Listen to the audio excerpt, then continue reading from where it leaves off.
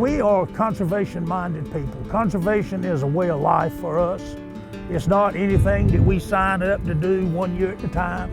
It's what we do, it's what we've done, I've done for the last 35 or 40 years. And so conservation is an everyday thing for me.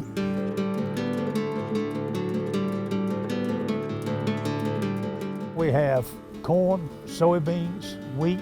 We do fish, grow fish, tilapia. And we also are in the broiler business, chickens.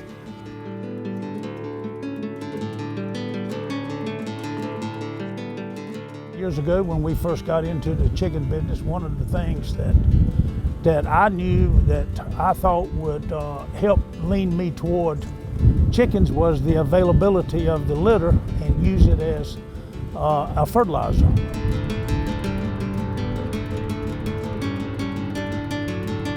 Through the years, we have curtailed built our operation upon the use of this litter as a fertilizer source for our crops.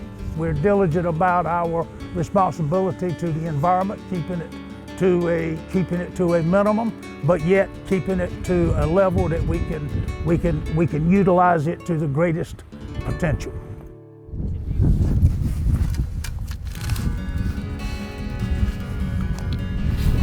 We try to keep our runoff to a minimum because we're all no-till.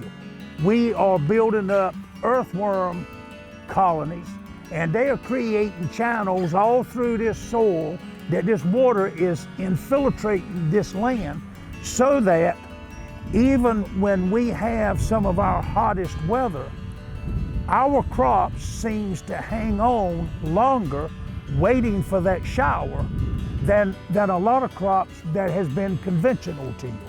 It's about keeping that crop green and under less stress so that when that next rain event happens, it can be picked up. And no-till has been able to do that. In our efforts to be the good stewards of our environment, it necessitates us to put in these waterway strips to capture whatever runoff that we have around the woods, around ditches, around anything that water will go to. When it leaves the water, it's going to pass through these grass strips. That grass will catch whatever nutrients that riding on that water, as you might say.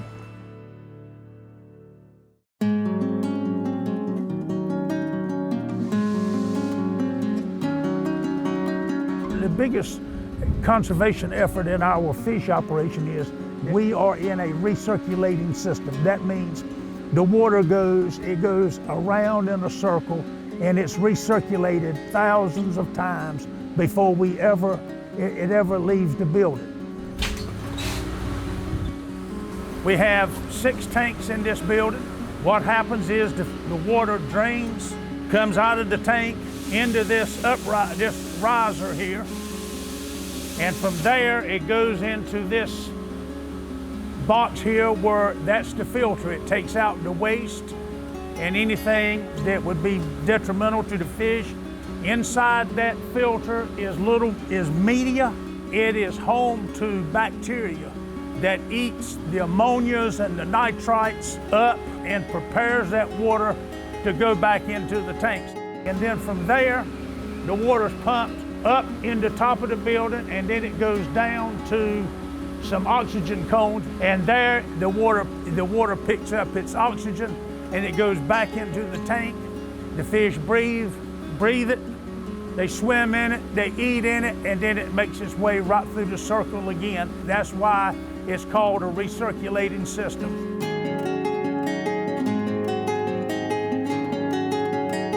Time was, and I still like to think that it is, that a person's farm is one of the bigger investments that they have. Why would you not want to look after what is a significant investment? You know, I kind of pride myself in the fact that my grandchildren are running around and playing on the same farm that I grew up playing on when I was a child. You are conserving agriculture not only for people and for my lifetime, but for the generations to come.